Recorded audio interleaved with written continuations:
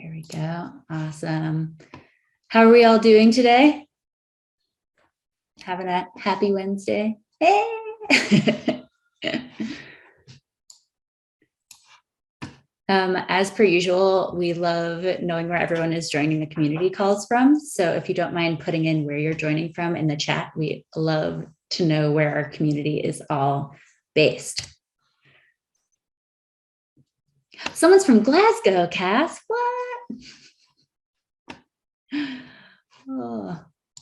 Well, we're going to give everyone a few minutes just to join. We have quite a few participants signed up, so hopefully we'll get a good amount joining in the next few minutes. Another New York. Yeah, New York. Yes, Amy, we're finally in the same state, same time zone, and we have a meeting on Friday. First, like in-person meeting for anyone new in a very long time. I'm very excited. Yes, me too. We've got more UK, Brazil, Lille, of course, Ireland. We also, before we kick off, we have a little poll of just understanding where everyone is joining from, not only in location, but in life. If you're a student, educator, home sewer, designer, so I'll launch that poll in just a few minutes so we can know who we're talking to, because that's always very nice. We know many of you at this point, but you know.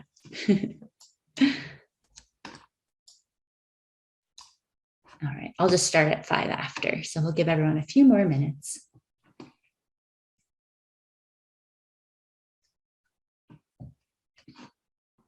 We got Ireland and Madrid. Amazing. Has anyone been working on any zero waste projects at the moment while we're waiting? Want to share? Yeah, I am. I'm trying for the first time Code 3D, and I pretty much work with computers on Unity, but I'm feeling that Code 3D has a really steep learning curve, which sometimes is kind of frustrating. At least for me, I felt like that. And then now I'm trying to make t-shirts, zero waste t-shirt, and it's been quite fascinating because I think Code 3D has such a powerful, it's such a powerful tool for fashion, for zero waste.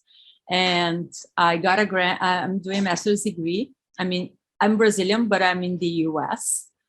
And my master's is in creative technologies. So I got a grant now to use Code 3D to experiment zero waste fashion in that software. So let's see how it goes.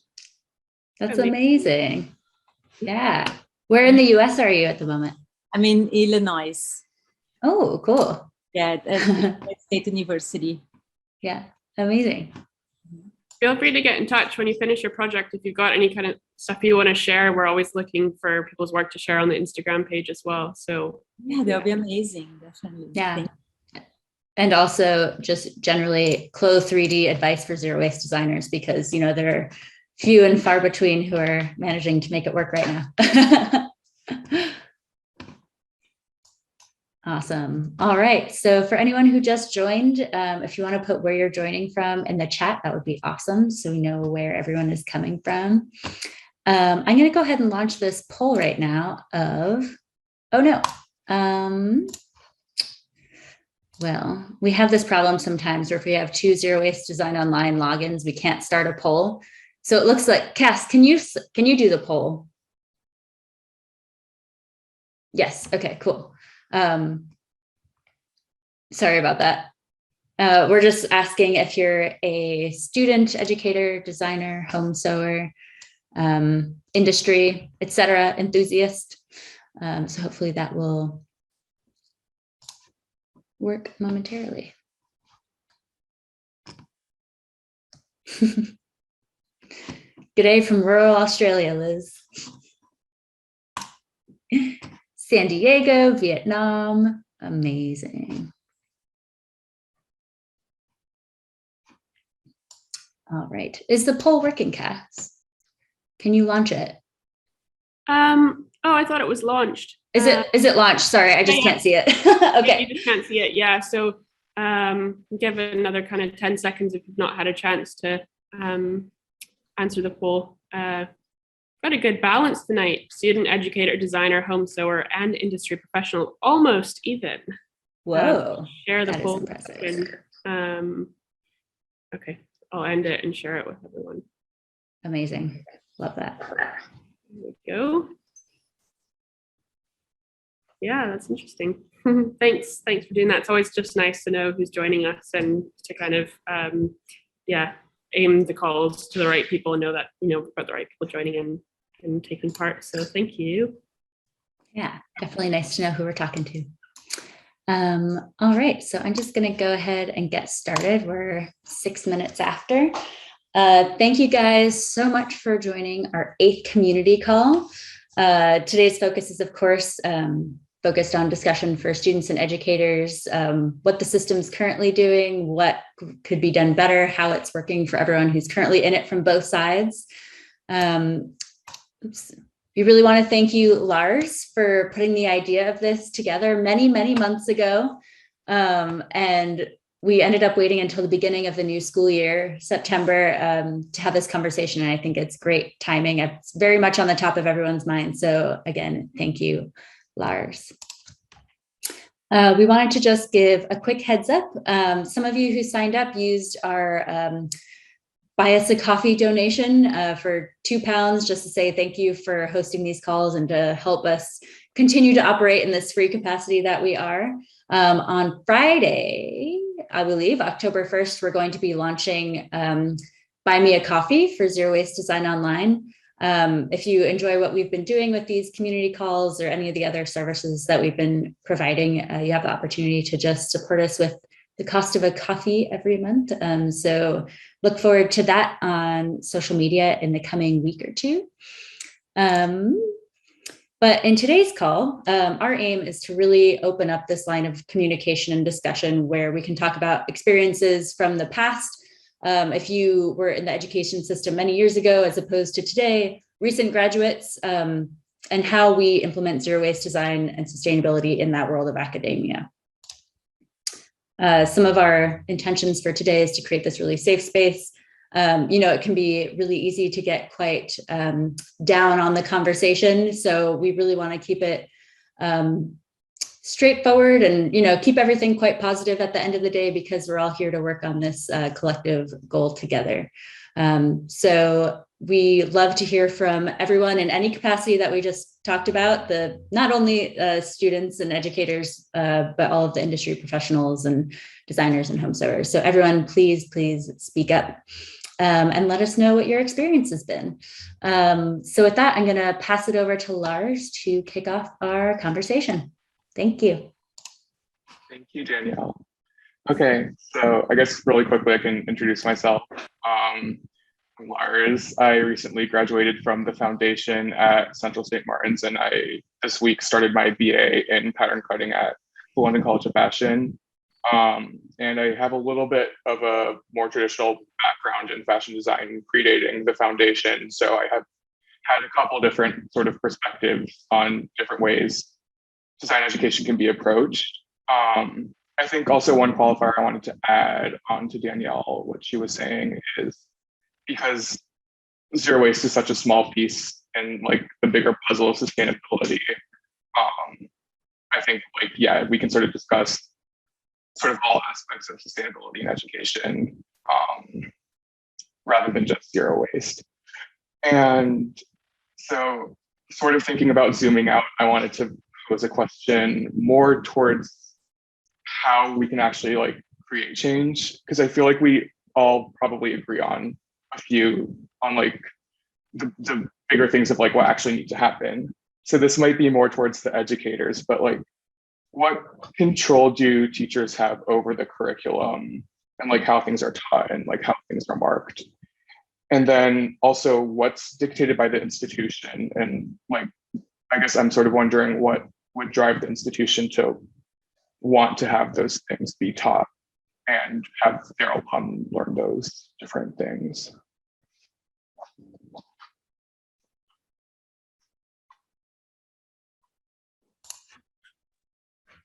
Also, just wanted to mention, oh, sorry. You go, Danielle. I was just going to mention, if you don't want to speak up or if you can't turn on your microphone, feel free to add to the chat and we can bring up anything that you type in. Go ahead, Cass. Lars, I was just going to say, if you can like post those questions in the chat as well, just in case. I know what my brain is like sometimes. I can't remember 2 seconds after. So, yeah. But just want to open some discussion. I know my experience when I was doing my master's at the Glasgow School of Art is trying to work with kind of staff and looking at the curriculum and how we can implement kind of sustainability into it. I mean, I was told it takes about 2 years for changes to curriculum to actually come to fruition. So, I mean, that's obviously a big challenge, just that kind of system and the way it's set up and how long it takes to actually shift something. I don't know if that anyone else has that kind of experience. I mean, yeah, I'm not a tutor in a university. It just was what I heard from my tutors. But yeah, in New York, that is the process is a 2-year kind of journey of curriculum. I'm in this awesome position. I was brought in to make those changes, but for me, I want the changes now. I don't want to wait 2 years. So I'm in this very like interesting position where I'm teaching methodology that is very dated, and I'm just dreaming about the days when we can get to the future. yeah, You know? I wonder what has actually happened that like fashion education hasn't kept up with like current technology and sustainability. Like what, I wonder for those of you that might work in education, like how has that happened? Because there's a lot of other, parts of the design school that I experienced, like product design or product design engineering, some of those which really I saw those changes implemented and like they were up to date, but for whatever reason, fashion wasn't. I mean, what's your thoughts on that? I just saw that Julia typed in the chat, as a professor in the classroom, I have autonomy, but the institution is quite strict to change the names or the order of the curriculum. That is, yeah, that's super relevant. I feel like that is how a lot of the educators end up feeling, like they can change things within their own sphere of what they do. But as a whole, it's a lot harder to make any of that change. Yeah. We're waiting for like approval. I'm in a state university and we're waiting for the state to give us the thumbs up. So, oh, yeah. Interesting. Is it so like the whole school? Albany, the State University of New York, Albany gets to give us the stamp. So, okay. So was it like your department that proposed it or the school as a whole, or like, I don't know how that structure usually works. As an individual in the department, the curriculum has been like presented and now it goes through this journey of checks and balances, I guess, for 2 years. Where are you, Amy? I'm at FIT. Oh, cool. Yeah. I graduated there. Yeah. Hey, nice. And then I know Asta School. Oh, amazing. Yeah. Yeah, she is trying to, she's been trying to motivate people to work in a more sustainable way or think sustainably. But what I see regarding these changes, I'm part of the curriculum committee here at ISU, and then we have several curriculum committees. So it has to pass to the department, and then to the college, and then to the whole School of Art, to the whole university. So I understand that that's very time consuming, even though sometimes if you know the right people, they can kind of like jump in, because what I noticed, that we've just passed a coursework from sound design that needed to be, because everybody needed it, even like the students were asking for.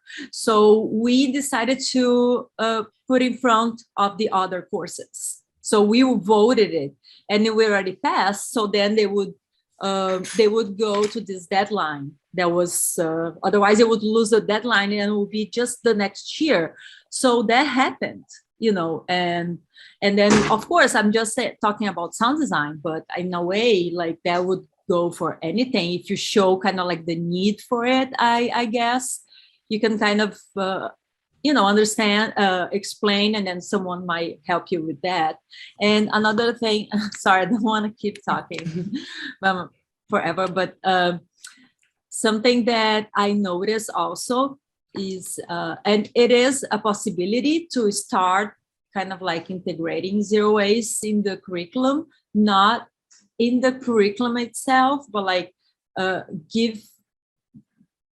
call people to give presentations, or even like designers that work with that to explain about zero waste.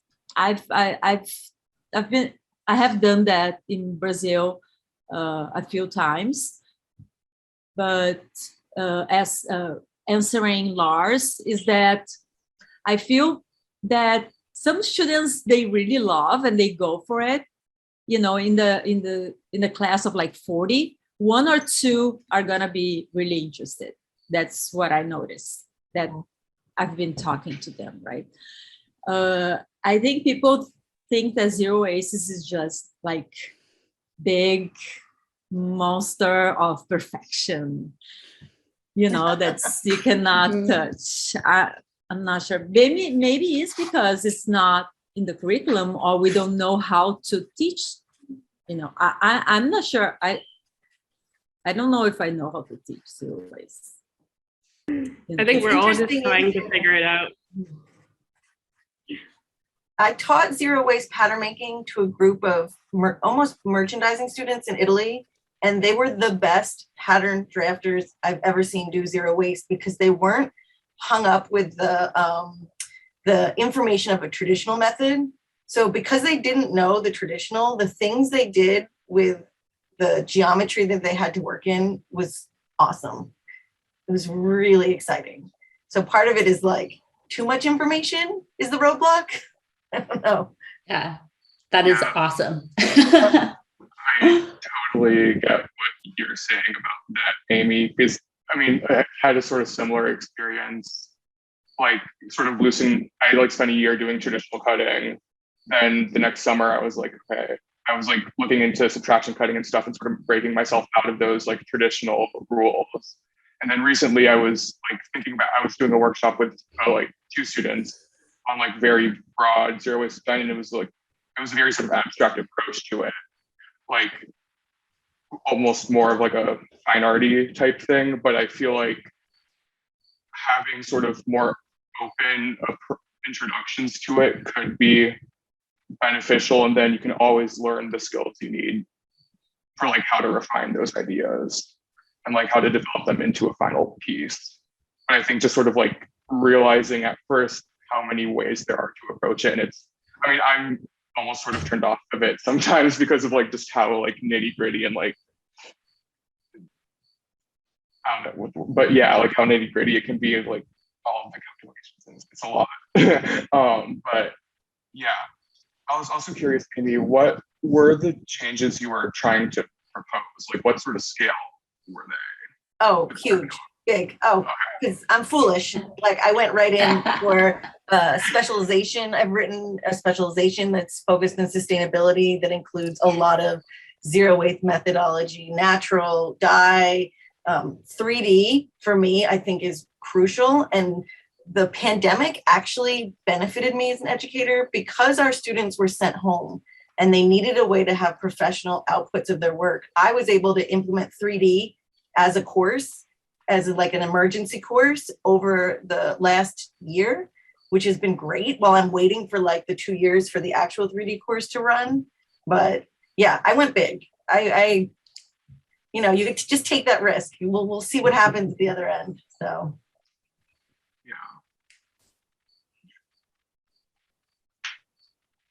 Yeah, I think it's interesting because I see some of the smaller scale things that are being done, and like they sort of introduce like little things like throughout foundation, we would get little bits and pieces of stuff.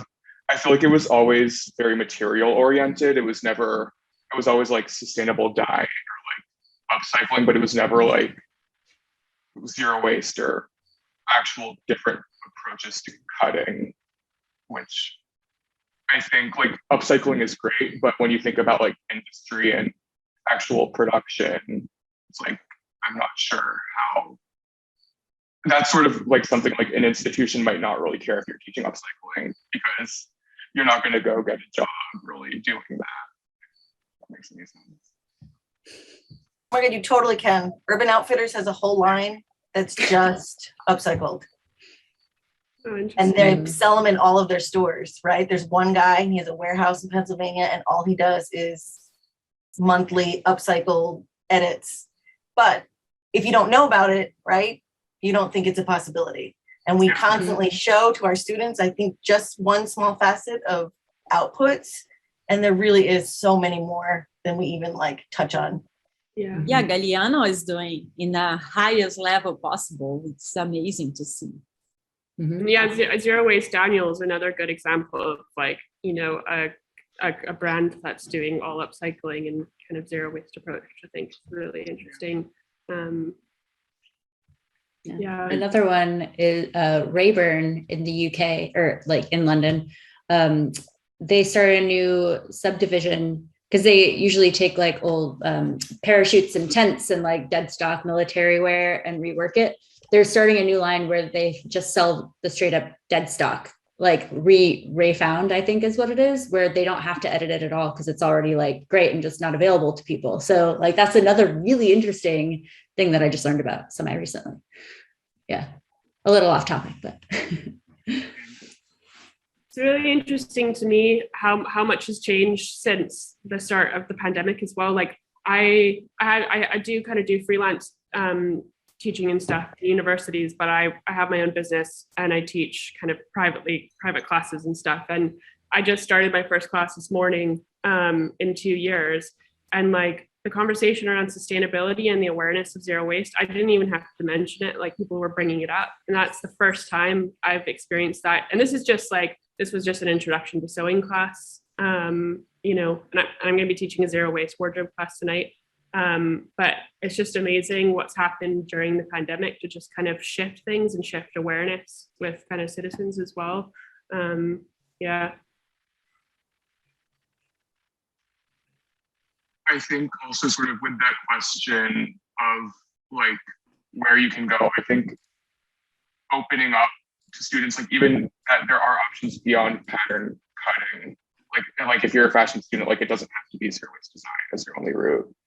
Like, I mean, in that group of 40 students, and only 2 are interested in zero waste design, that's like such a small bit of a bigger picture. And I think I've spoken to some people about this, but like, I mean, engineering, like I know somebody else on zero waste is, or like for zero waste or sustainable fashion scholar, I think like they're people who like aren't necessarily even trained in fashion design, but like are still like with systems thinking and stuff like that. I think there are just so many routes that people are like, oh, it has to be like a technical like zero waste design thing, but it doesn't. Galeen just put in the chat question, what universities out there offer degrees with specialization in sustainability or zero waste? I don't think there's any universities that I know of that offer zero waste. I know that there's Scandinavian, maybe it's Berlin. And I can't remember the university, but I know there's some kind of sustainable fashion focused master's programs. But as far as we know, not zero waste. I think University of Glasgow has a sustainable outpost here in New York City for people getting degrees in sustainability. But I think it's more systems, material handling, you know, the cycle versus focused on make and design. Okay. Marshall just said the sustainable fashion masters in Germany. Is that? Yeah, I think that's the one that Cassandra's talking about. It's in Germany. I think it's in Berlin. Yeah. I have a friend who did it and she said it was amazing, really good. I think it's a 1-year program, but I don't think there's that many. Again, I just think in order to build a sustainable fashion masters, it takes years, you know, so even if universities are starting now, you won't see it for another couple of years. But we keep talking about maybe one day being able to offer some sort of certified kind of master's or undergrad in zero waste design, because I think it's needed. Yeah. Mhm. It's interesting. The conversation also changes so much in a very short time because the cycle goes so fast that by the time that a sustainable program gets up and running, like, you know, I think the conversation has changed so much. So it's an interesting problem to tackle. Speed. I actually, kind of going off that, I had a professor my senior year who wasn't necessarily very interested in zero waste design, but he was very, very passionate about keeping fashion like modern and of the times.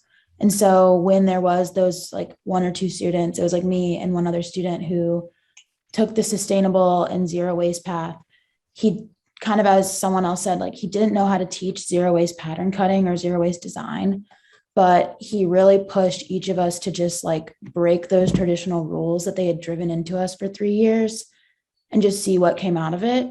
Whether it was like a success or fail, he was like, just, you know, do it your way. And at the end of the year, seeing like my interpretation of like a zero waste design collection and the other guys, like it was so cool because we came out of that class with 2 very different successful ways to make clothes with zero waste.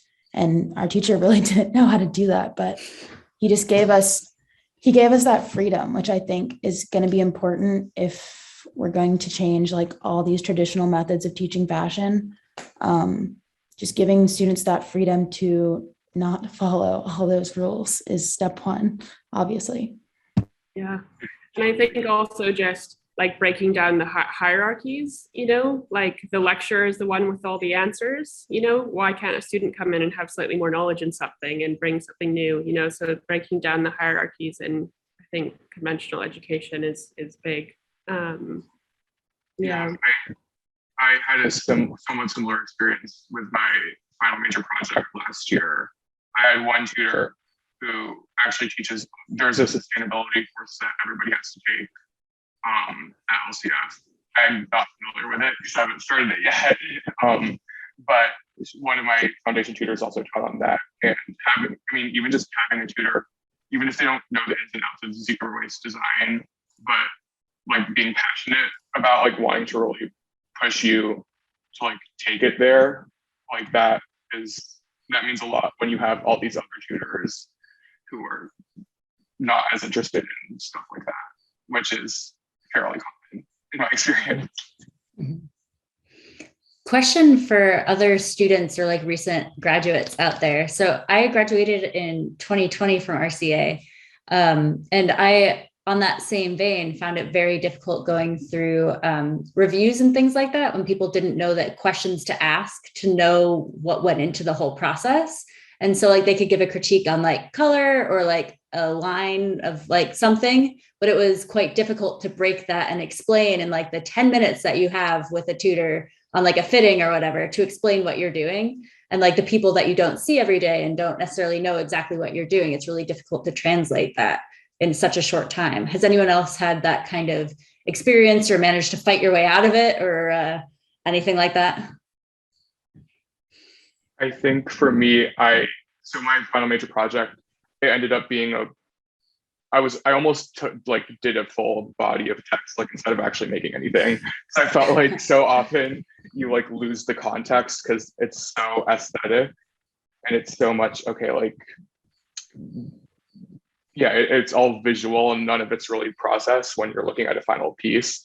So I didn't just like write an essay, I did like make sure like I did a book and it opened it with like a body of text giving context. And but even then, like during crits and stuff, like it was very much just like flipping through and like not even then getting all of it.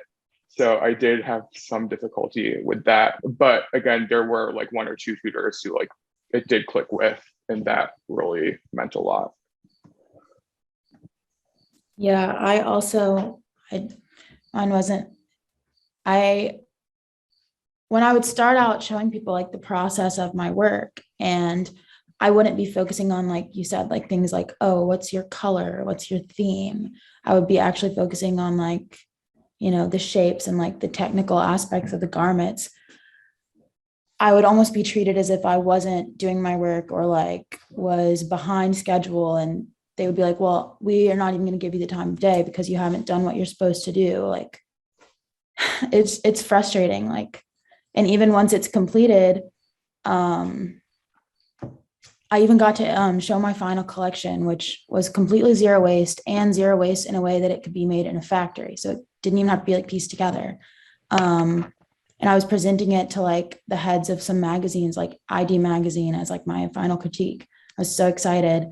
And they pretty much were shutting me down. They were like, this actually isn't sustainable. Like, you're not even using recycled fabric. No one's going to buy it if it isn't this color. I'm like, it's not about the color. So I don't know. I guess almost like even people higher up in the industry need more education on like different aspects of design. Like maybe if we're the people who can create patterns that are zero waste, maybe it can be someone else's job to make them have a theme or something. I mean, we recently had our first design lecture today, or not today, the other day, but for like our first like project and garment, etc. And it was all just like, okay, like collect your visual references. It's like just a pastiche of like visuals.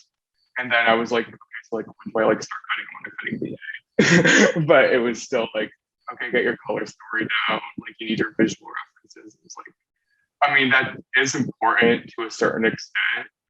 But I mean, even to your point about like what ID was saying with different approaches to sustainability, like so much of it is material driven. And that goes back to what I mentioned earlier. There are so many other ways it can be that people just aren't aware about, students and people in the industry. Yeah. Unfortunately, everybody thinks that sustainability is directly and only related to materials. And that's very frustrating. And it has to be organic cotton or organic, I don't know what, which, yeah. When you get to the point of doing zero waste, of course, they don't understand. The industry has changed more in the last 20 years than it did in the first 400. If you think about the technology and the approach and even the outputs, the way people are dressing. I think the 1980s was the last time a woman was expected to have, like a full undergarment situation going on to support the exterior dress. We have walked away from so many ways we've done things, but the people in the schools are still from a time and space that, that's what they were accustomed to and were expected, People don't wear a bra anymore. That literally will change the way a shirt fits, but we don't talk about that. God forbid you talk about the body underneath the garment because we're all in these stiff dress forms, which is a whole nother thing. We could get into the tools that we use are so problematic, but. Mm-hmm. Yeah, but like coming from you that you are a teacher at FIT, which is like one of the most important schools in the world. And you are saying that, and I know I experienced, so how do you change that? How do you break this cycle? And in a way, either you're very radical or you have to go with the flow, and both ways are complicated because you want to now, right? Yeah, I mean, I'm a punching bag and I like to say I'm a delusional optimist because I believe in a changed future so much that I'm willing to like take the knocks for it, And it's really it sounds so funny to be brave about a shirt, but those of us that are brave about changing how a shirt is, like at least the fact that Liz Haywood is in this call, I'm like a stan. I think her mind is so incredible. Like that's what we need to bring into education. That someone who thinks like that, Yeah. Where is she? I'm all like blushing. I think she's amazing. I think what she does is so good. Yeah, me too. I agree. That's amazing.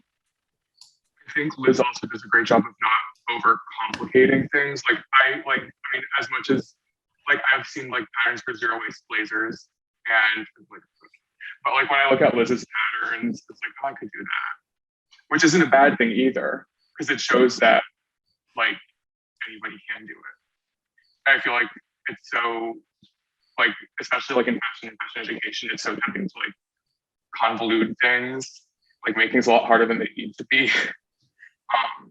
And also I do think that there is value to getting like the more nitty gritty technical stuff down. I mean, that's why I'm doing the BA I'm doing right now, because I really want, I mean, I can have all the theoretical abstract approaches to cutting I want, but if I can't actually execute them, then like, what am I doing?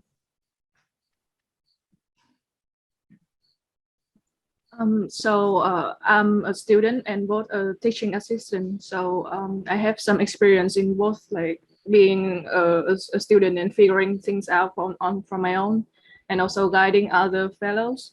And so during maybe my second term, so I was really new into pattern cutting. My pattern teacher also like taught us a small like series of seminars about creative pattern cutting techniques. And so we were introduced like subtraction pattern cutting, transformational pattern cutting, the TR cutting, and also she also introduced about zero waste. And then we are assigned to do a small project based on, and we chose one creative pattern cutting technique to experiment on. And it wasn't really like in the curriculum or anything. There's nothing saying about sustainability, but yeah, it was another way that a lecturer take charge of his or her own class and put something new into the curriculum. And I also saw that Pearson, so my college used the Pearson educational system. And I saw that recently they have released like a new unit that has a theme about sustainability in art and design. So it's quite an open project, and from my experience, the lecturer can create their own curriculum based on that theme.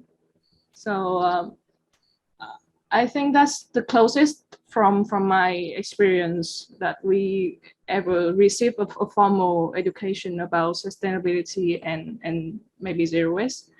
In Vietnam, there's also another private fashion school, and they invite pattern cutters and lecturers from over the world to do workshops. And there's also they have invited Julian Roberts and Single Straight Subtle. So we have like such change to study from the person themselves. But there's also a master lecturer who specializes in zero waste pattern cutting. And apart from that, I have seen mostly students taking charge, like taking the initiative to do zero waste pattern cutting. So at least from my experience, the lecturer doesn't, they encourage us to experiment, and I don't have that, people don't discourage me or don't tell me that this is the wrong way to do or something. So I think I was quite lucky about that. My lecturer, even though they don't know about zero waste, but they do provide me with information or help me in any way that they can. So that's amazing. That is so great to hear. But I think one of the harder things is that there's really limited amount of maybe materials or like academic writings or tutorials and everything in terms of zero waste. So it would be quite hard for a student who don't speak English or don't have that language. I think so there's that language barrier. Yeah, absolutely. And Stacy even just put in the chat about developing a zero waste textbook with how-to exercises might help at the college level. That's definitely true. I mean, there is definitely literature around zero waste design and sustainable making, but is there one specifically of like an intro how-to for college level? And is that something that, you know, who's going to take that on? I think that students also tend to, from what I've seen, they tend to like having a set, like fairly rigid rules to follow at first, at least, because like, and I think that is one of the difficulties with zero waste, because there are so many different approaches, which is one of the great things about it. But also when you're trying to introduce somebody into somebody who like things to be very black and white, it can be more difficult. Yeah, it can be very intimidating. When I give presentations, workshops, usually it's like 1-day workshop, so it's more like a presentation. I always try to show like the historical creation, let's say, of zero waste, because they're all based on the non-waste of fabric, because it was expensive, nobody would throw them away. And I feel that it has been working, because everybody that I had taught about that have been following those rules, which is like almost do not have rule and be more like intuitive with zero waste, because that's how I started working zero waste. It's been like, I don't know, more than 10 years. I just didn't want to waste materials. And then I noticed that people enjoyed that, to see that like Grecians used to wear, and also like Madeleine Vionnet, which was like unbelievable. And that there's so many people that are doing it, but you cannot tell that zero waste. And then I think that's a way to go. It's just like when I started working in sustainable fashion in Brazil, by the time that I started, I was thinking about sustainable fashion as a whole, and not just like the material, but people that were still doing like straight linen dress, because that was considered sustainable. So in some way to kind of like show that intuitive way of thinking, because if you know moulage, if you like materials, if you know body, if you know the body, you can create zero waste, just not thinking about wasting. Pretty much, I think. So to early fashion, textile was absolutely like revered. The cuts were dictated by the weave widths, and now we can go what? I've seen stuff 120 inches wide, just cut it up, throw 10% of it on the floor, I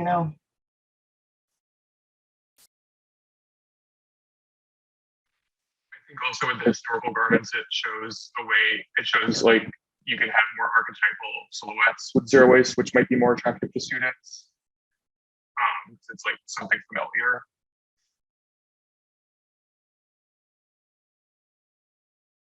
And fashion didn't change as fast because textiles weren't produced as fast. So they would change the garment and reassembling it before they would make a whole new one. It's very interesting to look at historical garments that have been modified to see just what they did and how they pleated it in a different way, or released a pleat, or, you start digging into those stories and you find that like whole churches were decorated with fabric that were from gowns from Queen Elizabeth. It was nothing was wasted in the sense of its use. Mm-hmm.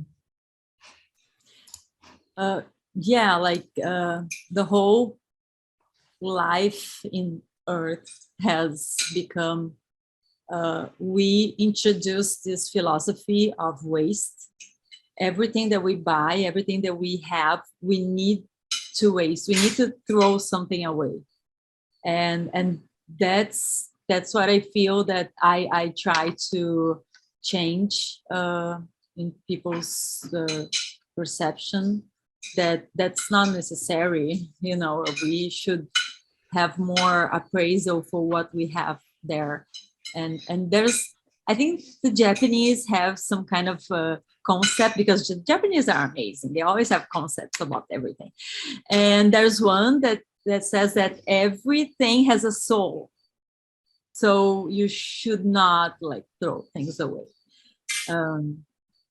Yeah, it's a philosophy, zero waste. It's a whole system change. Yeah, I think one of the most zero waste things is like not making new things, which is why something like I struggle with doing a fashion BA myself. So I mean, I think that sort of goes back to like, what are the goals of like doing a fashion education if it wasn't going to be just making new clothes?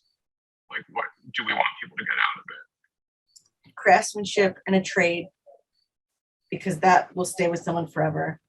What is that? You give a man a fish, or the farm, that kind of what is it? You give him a fish and he eats one day, but you teach him how to fish and he has food for the rest of his life. We all wear clothes until we change into a community of nudists.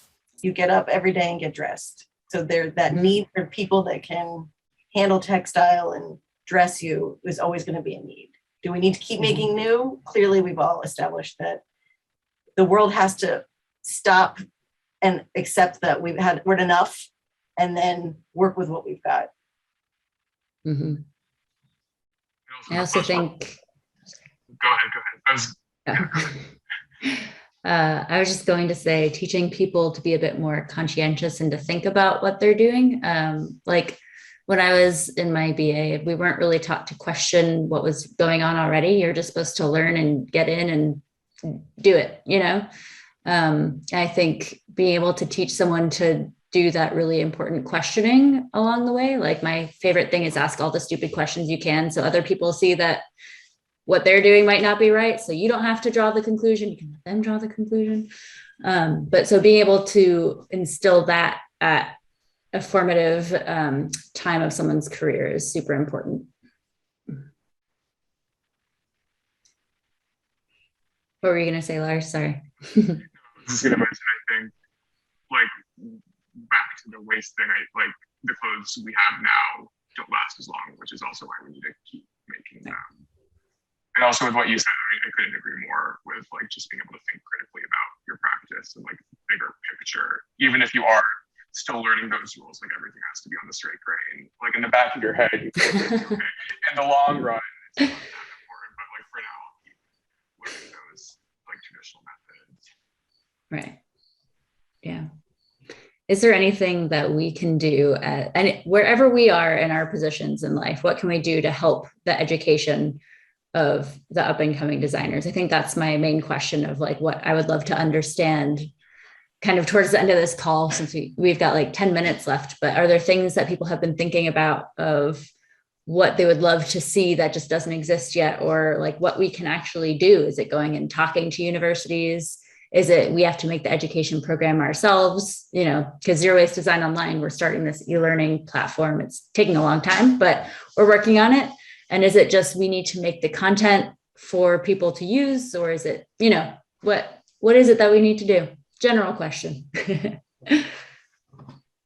think that the discussion of the workshops like by practitioners is really interesting. And I think that would be a way even to test out the curriculum that's being developed, like test drive it in schools. Without having to actually change the curriculum of an actual institution at the moment.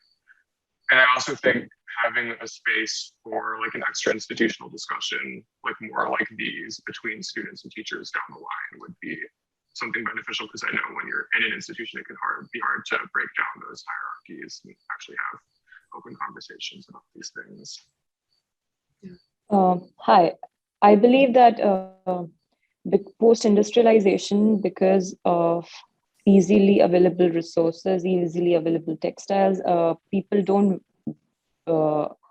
want to put an effort in creating zero waste patterns, is because they have resources available in bulk everywhere. And that's one of the reasons I feel people are not interested in putting that effort into making zero waste patterns, or even buying clothes because they mostly when a person goes to a shop to buy clothes, they are mostly looking at the aesthetic.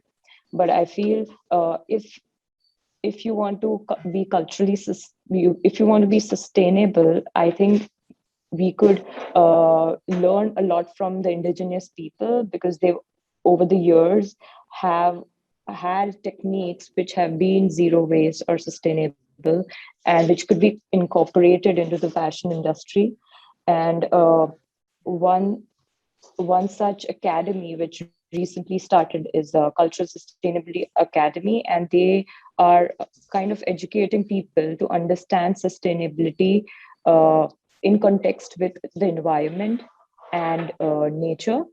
So so that you can slow down the entire process or trigger the mindset of the industry as a whole. Like I think to collaborate with an academy like that and then educate people about zero waste would be a good way to initiate this change.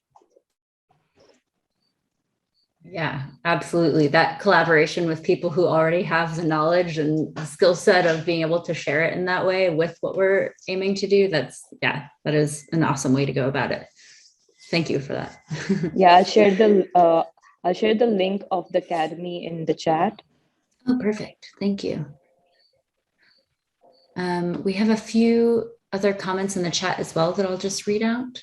From Caitlin, there's a need to look beyond the various perspectives that come from questions like what is sustainable and what is the right method, and focus on methods that can be brought to the table through everyone's unique perspective, which 100% method, yes, and the why behind what we're doing and how instead of what.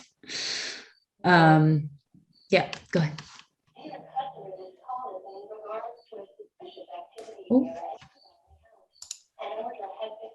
Okay, I can't tell if someone's trying to speak, sorry.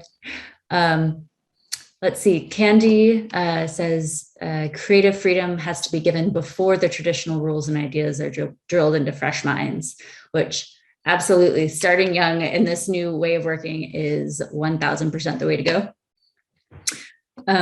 Galine says, I've gone through similar experience during my BA years when I also felt lonely and alienated, almost like not quite the type who fits into the world of fashion when I questioned the system or tried to come up with collections that went after meaning and ethical approaches rather than aesthetic.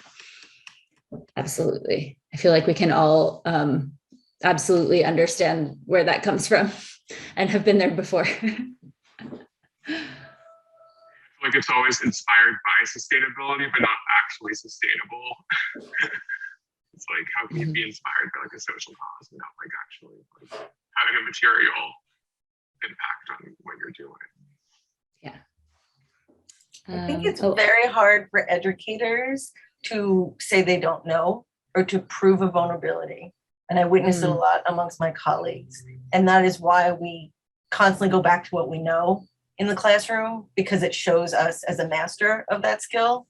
But if we were to accept that vulnerability and kind of that we all are learners in the space, and just the lecturer has just been put there to keep the flow going, I think there's potential for really interesting outputs. I completely agree. Totally agree. I think there's a lot of ego behind fashion, historically. And yeah, I just had a student walk in, so I'm actually going to have to go. So I'll leave that note. I'm just starting my zero waste class. So, but have a good night, everyone. Okay. Bye, Cass. Thank you. Bye. And on that note, oh, sorry, go ahead.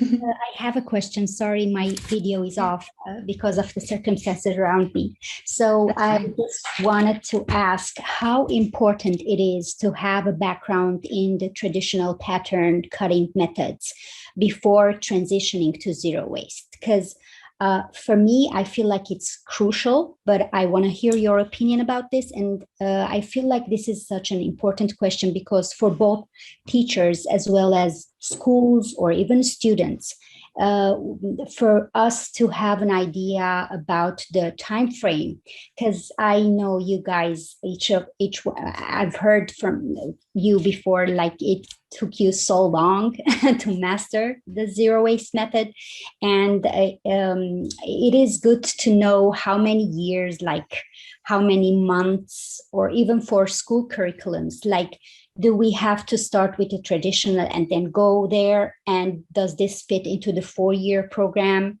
Because I've also, just a small note at the end, sorry, I'm taking much of your time. I've been in contact with some schools, local schools, and the idea of introducing zero waste, it's always like, popping this question of, do we start directly with the zero waste, or because they are like students and they know nothing yet? So yeah. I actually have a interesting perspective on this one, because before I went to SCAD, I started SCAD for fashion design, but I actually worked for a small business before. And actually after graduating SCAD, I'm working here again, but I learned to sew and to pattern cut from a woman who owned her own clothing business. And we sew everything by hand. And so she was very, she valued the fabric from like an economic standpoint. So we were constantly trying to figure out what to do with the waste, how to adjust our patterns so that we could use all of the fabric. And that's how I was taught to sew before school. And so when I went into school and was learning these traditional methods, I knew how to make clothes better than everyone else, but I was making awful grades because I didn't want to like cut it the way that I was supposed to. And for 3 years, I struggled until I got that teacher I finally told you about, who was like, yeah, make what you want and make it zero waste. But I honestly think giving a little bit more freedom and going back to that respect of the fabric, like teaching the respect of the fabric early on, might drive young designers to want to do zero waste before they even know what zero waste is. Like my boss didn't know what zero waste design was from a sustainable standpoint. She just respected the fabric. So I think that could be a good starting point. Industry has a super corporate name for that, and they call it efficiency. So when you're in industry and you hear someone like go, oh, we're super efficient, that's them being conscious of their fabric yield. But then that language, we all fall asleep as creatives because that word is so far from, I want to hear about like diaphanous and float and beauty. I don't want to hear the word efficiency. It seems so, corporate. Yeah. Do we need to reinvent the vernacular? For sure. But to Galen, to your question, I have taught zero waste to people who didn't know anything. And I had a few rules, which was just grain might mess you up, but it's there to be acknowledged, but it is not the boss. I made a sense about grain, and then you have a body. Most people have 2 arms and a head. Think about those, but these students in Italy really made amazing things with they didn't even know what a sloper was. And I'm glad they didn't, because the outcomes were really special. I mean, my personal experience, with the knowledge of pattern cutting that I do have, I'm appreciative of it because it gives me something to reference or choose not to reference. But again, it's having that ability to step back and think critically. And I think you should only be getting that traditional technique if you are able to step back from it. And if you're not going to like be relying on it or leaning on it. I don't want to throw a wrench in, but I think a lot of the tradition is rooted in patriarchy and misogyny. And if we think about those shapes and what those garments look like, they are about power and not necessarily about the people that are wearing it. I'll stop. Yes. But we could go on. We could do a whole thing on about a tailored suit, like its true meaning. I'm sure we could find some really dark secrets in the lapels, Let's do it. Next community call. I think we should start looking more into Oriental form of treating things in general. Like the taking care of things and not wasting. And I miss my talk. I'm sorry.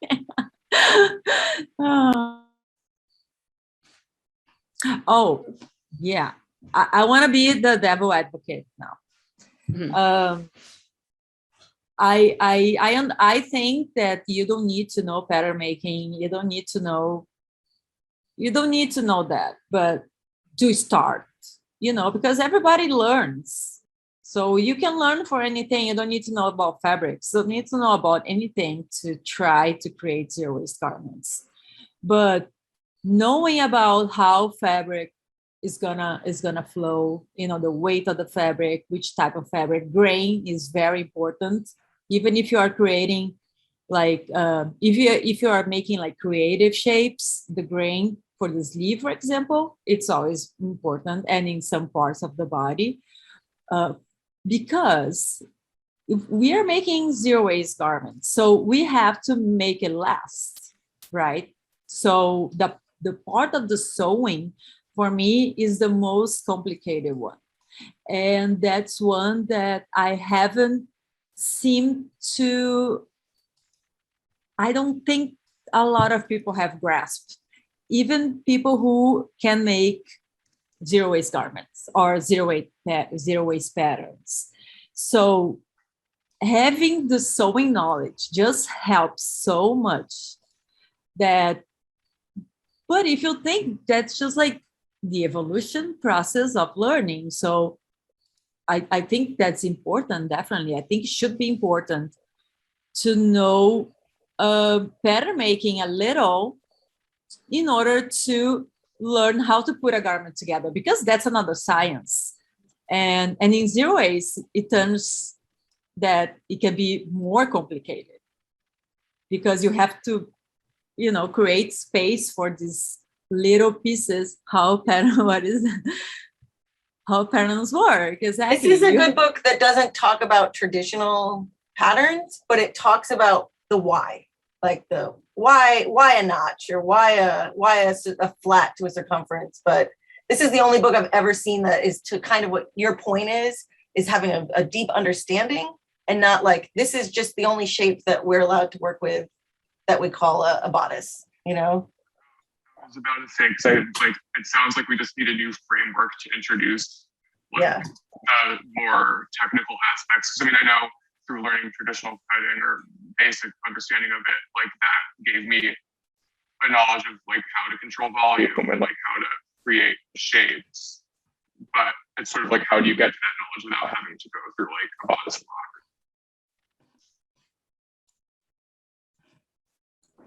There are a few other. Go ahead, please.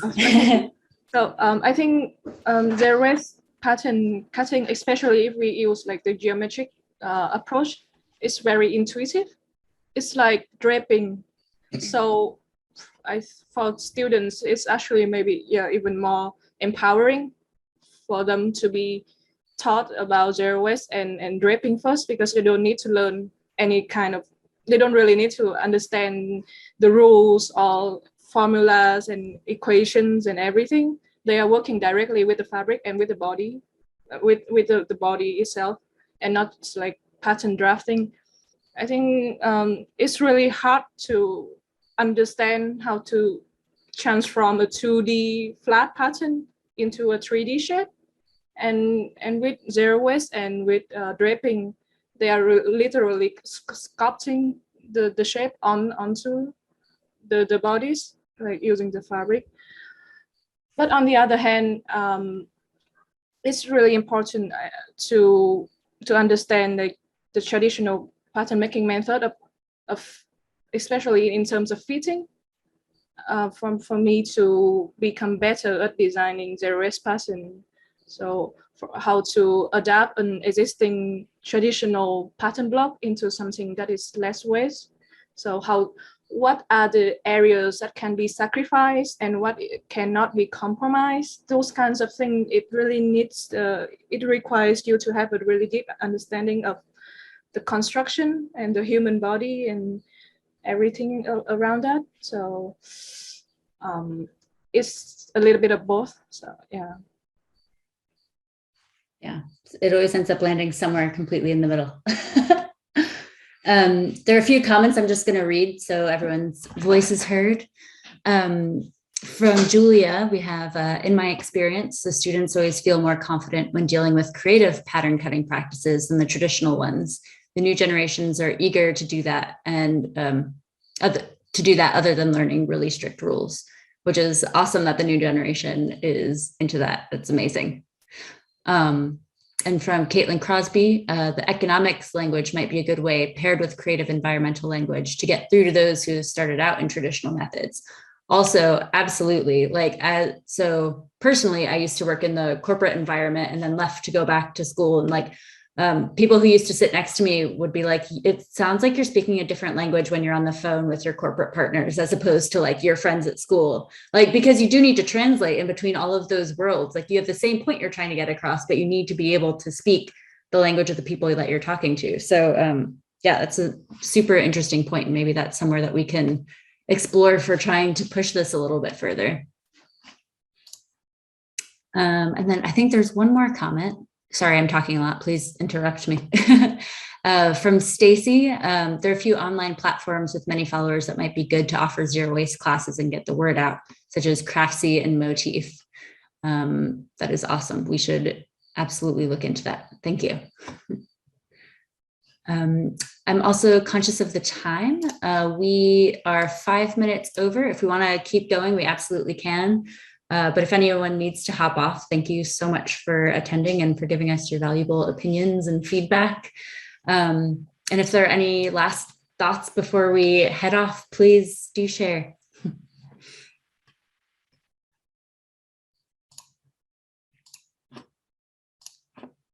All right, well, I scared everyone off with the time thing. All right, but sincerely, thank you so much for making this an amazing conversation. It's very invigorating and exciting. So thank you, everyone. And thank you, Lars, for bringing this to the community. Thank you for having me. I appreciate it. It was a great conversation. I'm going to have to watch the recording again and pick it apart. Yeah, definitely. The recording will be available in the next week or so. I think that's usually the cadence we have now. So yeah, if there's anything, we're going to create a Slack channel for more conversations around this, and we'll be sending out the link to everyone that participated. So thank you all. Have a great day and see you soon. Bye. Thank you so much. Bye. I'll see you on Friday, Danielle. See you Friday. Bye. Bye.